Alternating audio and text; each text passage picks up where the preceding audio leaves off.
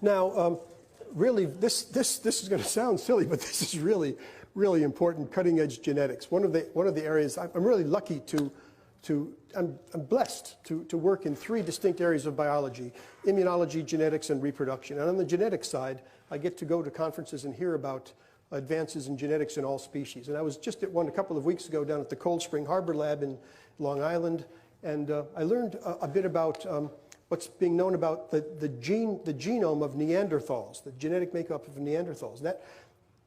The genome sequencers, led by Svante Pabo, who works in Germany, has taken tiny little fragments of Neanderthal bones, isolated DNA, and determined the genome of the Neanderthal, and used that information to determine, using genetic methods, how long ago Neanderthals and humans were a single species, where the common ancestor was. They've also been able to compare human genomes and ask the question of whether there's any evidence of Neanderthal genes in the human genome. And they found that there is. And the amount is quite significant, upwards of 5 to 7%. Neanderthals used to live in the Neander Valley. You could have called it the Cayuga Lake Basin, but that's where they lived.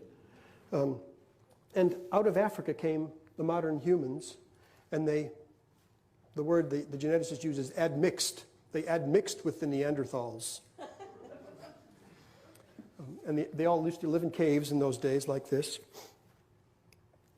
Came out of Africa, admixed with the Neanderthals. This was Neanderthal territory. There was another group of Neanderthal-like creatures called the Denisovans. They lived up here in Siberia, and they have their genome has been sequenced. They were distinct from the Neanderthals.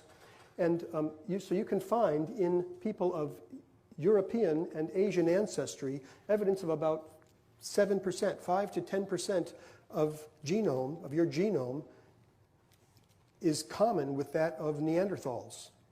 We've been separated from them for 30,000 years or so. And in some of the tribes in Papua New Guinea and those islands out there, there's evidence for a different kind of genome, which is probably the Denisovan genome. And they might have 7% Neanderthal and 5% Denisovan. So they might be 12 or 15% different from us. And in fact, the Africans who came out from Africa have no evidence of any Neanderthal genes in them. No evidence of admixture. So they're the real pure humans. Homo sapiens. Really, really interesting, and it gives you a lot to think about.